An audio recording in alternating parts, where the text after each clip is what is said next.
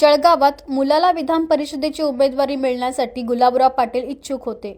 मात्र भाजपच्या नंदू महाजन यांना उमेदवारी मिळाल्यानं नाराजीच्या चर्चा सुरू झाल्या आहेत. यावर गुलाबराव पाटील यांनी मोठं वक्तव्य केलंय. पाहूया. कुठलंच राजकारण नाहीये. पहिली गोष्ट आणि माझी निवडणूक अजून 4 वर्ष आहे. ग्रामपंचायतच्या निवडणुकीत आम्ही उभे राहत नाही. जिल्हा परिषद कधी लागेल माहिती नाही, पण आपण समाजाचं काहीतरी देणं लागतो म्हणून हे काम मी करतोय. महाराज मंडळींनी आमच्या GPS परिवाराच्या बाबतीत ते सांगितलं. महाराज पैसे करणं सोपं, खर्च करणं फार सोपं आहे, पण एवढी मेहनत घेणं फार कठीण आहे. आणि ही मेहनत ही सगळी मंडळी घेते. तुम्ही घेतात, आमचे ईश्वर महाराजांचे चिरंजीव म्हणजे आमचेच चिरंजीव आहेत. ह्यांचे सगळ्यांचे आशीर्वाद याच्या भरोशावरच हे करतोय. या गावाने पाळणीचा गुलाब पहिले पाहिलेला आहे, त्यामुळे मी गावाला गुलाब सांगावा ही गरज नाही. इथे नात्याने माझ्या काकू बसलेल्या आहेत, नात्याने माझ्या बहिणी बसलेल्या आहेत, काही बहिणी बसलेल्या आहेत. फक्त देवाला एवढीच प्रार्थना आहे की सगळं दे देवा, पण आम्हाला गर्व देऊ नकोस. ज्या दिवशी आम्हाला गर्व येईल त्या दिवशी हे सगळं संपणार आहे. हे मी केलं, हे मी केलं करून घेणारा तो आहे. फक्त देण्याची दानत असली पाहिजे, ती आमच्याकडे आहे. हे करायला काही कमी खर्च आला असं डोक्यात नाही आमच्या. येऊ द्या ना खर्च. मी नेहमी सांगतो, साखरेच्या पोत्यावर बसून लोक साखर खाऊ शकत नाही, हे त्यांचं दुर्भाग्य आहे. आम्ही साखर खातोय, साखर वाटतोय. त्यामुळे हे आमच्या नशिबात असेल म्हणून आम्ही करतोय. आणि मी तर हेच सांगेल की कीर्तनकारांच्या आशीर्वादामुळेच आम्ही मोठे आहोत. 70 कीर्तनकार या पाळजीमध्ये आले.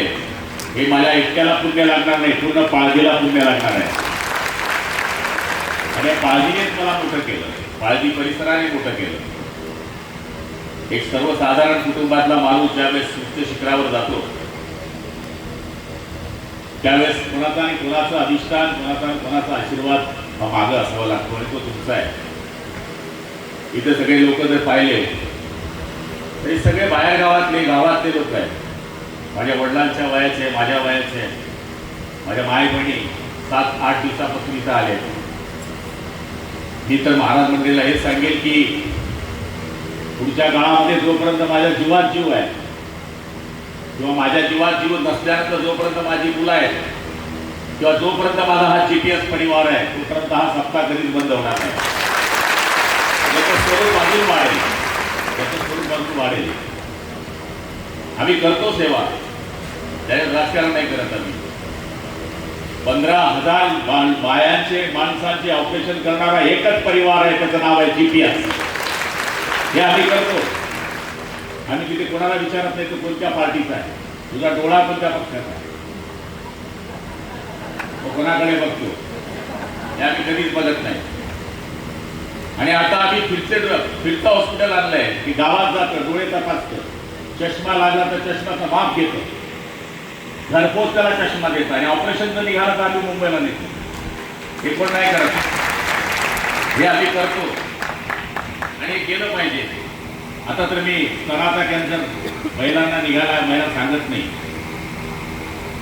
गाठ असते, नवऱ्याला सांगत नाही, भावाला सांगत नाही, बापाला सांगत नाही. आम्ही ती गाडी आता तयार करतोय, ती गावात जाईल.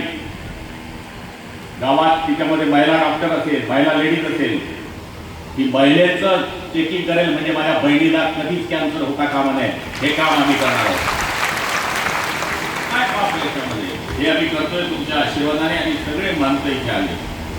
मला तर सगळ्यांची नावं घेता येणार नाही, बरेच पाठ आहे. आमचं तर जेवण बसलंय गावातलं.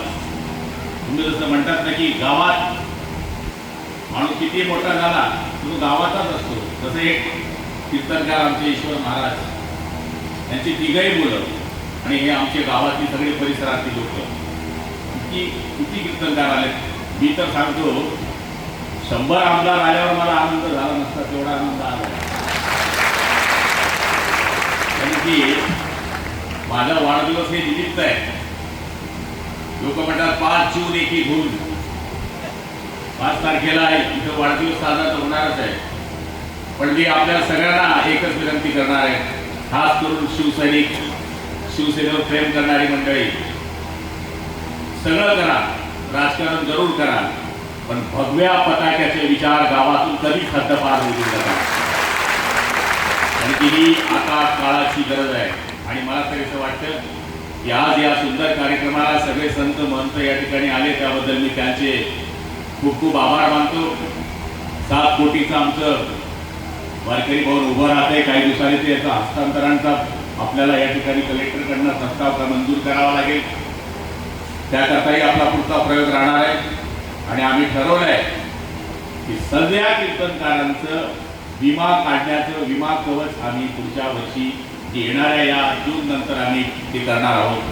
त्याच्यामध्ये विमा हा कीर्तनकारांचा असेल की रात्री बेरात्री काही कीर्तनकार अशी प्रवास करतात आणि अचानक काही घटना घडली तर त्यांना सहकार्य असावं, अशाच पद्धतीचं काम आम्ही पुढच्या काळामध्ये करणार आहोत. आणि हे करण्याची ताकद फक्त तुम्ही आहात. गुलाबराव पाटलाला तुम्ही आमदार केलं, मंत्री केलं म्हणून मी हे करू शकतोय. आणि काही लोक म्हणले की बा राजकारणामध्ये आता तिकीट मिळालं नाही, अमुक नाही मिळालं नाही. हे बघा, जिसके नसीब में होगा तो चलकर आएगा और नसीब में नहीं होगा तो आकर चले जाएगा. त्यामुळे फिकीर नाही करायची. याच्यातूनही काही चांगलं होणार असेल देवाच्या मनामध्ये. त्यामुळे प्रारब्धावर विश्वास ठेवा. आणि आज संत महंतांचे मी खूप खूप आभार मानतो. सगळ्या माय बहिणींना विनंती करतो, वडीलधारी मंडळींना विनंती करतो, सगळ्यांनी जेवल्याशिवाय जाऊ नये. भरपूर जेवण आहे. फक्त पुरुष मंडळीला विनंती आहे, महिलांच्या एरियामध्ये आक्रमण करू नये. त्यांना त्यांच्या एरियामध्ये त्यांना बसू द्या. तुमच्या एरियामध्ये तुम्ही बसा अशीच प्रार्थना करतो. आणि खूप वेळ झाला आहे. मी महाराजांना 10:30 पावणे 11 लिमिट दिलं होतं. त्यांनी आणखी मला बोलायला लावलं. खरं म्हणजे मी आज बोलणार नव्हतो. आभार कोणाचे मानायचे? फक्त या मंडळीचे आभार मानायचे. तुम्ही तर घरचेच आहे, तुम्ही माझी भावबंदकीच आहे, तुम्ही माझ्या रक्ताचेच आहे.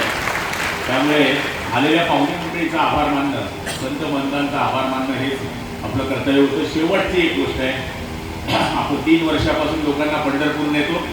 या वर्षी सुद्धा 27 जूनला आपण फुकट रेल्वे केलेली आहे. त्या रेल्वेमध्ये आपण 3000 लोकांना देणार आहोत. सगळे आपल्याकडे, सून पण आम्ही आणि मुलं पण आम्ही. त्यामुळे जेवण, राहणं, नाश्ता, चहा, पाणी ही आपली रेल्वे. झोपून जा आणि झोपून या, अशा पद्धतीची आपण रेल्वे केलेली आहे.